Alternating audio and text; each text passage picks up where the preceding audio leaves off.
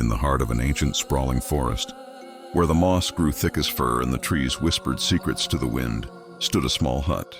It wasn't just any hut. It was a home that walked on two great clawed chicken legs.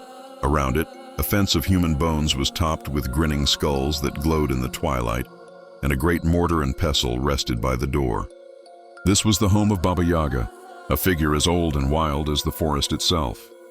In a village not far from this wood lived a young girl named Vasilisa, whose life had been marked by sorrow.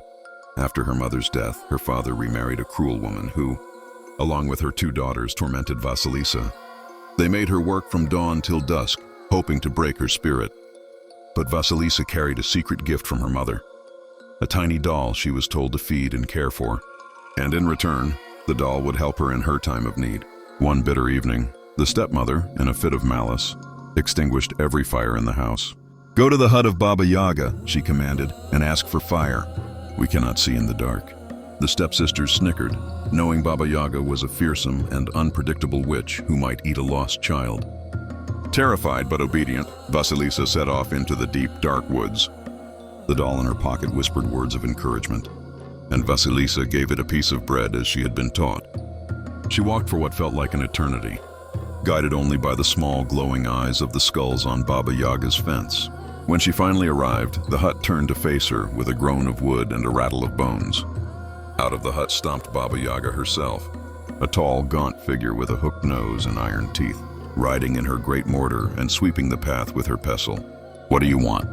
Her voice rasped, like dry leaves skittering across a stone. Vasilisa, trembling, explained her need for fire. Baba Yaga eyed her with suspicion. "I will give you fire," she said, "but only if you perform my tasks. If you fail, I will have you for my dinner." Vasilisa was given a series of impossible chores. First, she had to clean the hut and sweep the yard, separating a pile of dirt from a pile of seeds. Then she had to sort a heap of rotten grains from a pile of good ones. Lastly, she was told to separate thousands of tiny poppy seeds from grains of sand. Exhausted and overwhelmed, she despaired. But each night, when the hut grew quiet, Vasilisa fed her doll a crumb of bread and a sip of water. "I'm so tired," she would whisper. "Please help me." And the doll would come to life, working tirelessly as Vasilisa slept, completing each task with perfect precision. The first 3 days and nights passed with 3 strange riders appearing from the woods. The first, a rider on a white horse dressed in white, rode past at dawn, and it became day. The second, a red rider, rode past at noon, and the sun rose to its peak.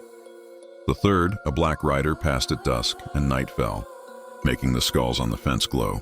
These were Baba Yaga's servants, symbolizing the day, the sun, and the night. On the third day, as the last task was complete, Baba Yaga returned. She was enraged to find every chore finished perfectly. Her iron teeth gnashed as she questioned Vasilisa, who calmly replied that the tasks were done with the help of her mother's blessing. "I need no one's blessing in my house," Baba Yaga snarled.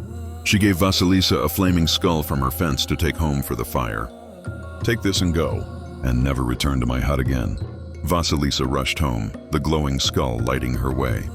When she reached her stepmother's house, the skull's fiery eyes burned with such a fierce light that it scorched the cruel family.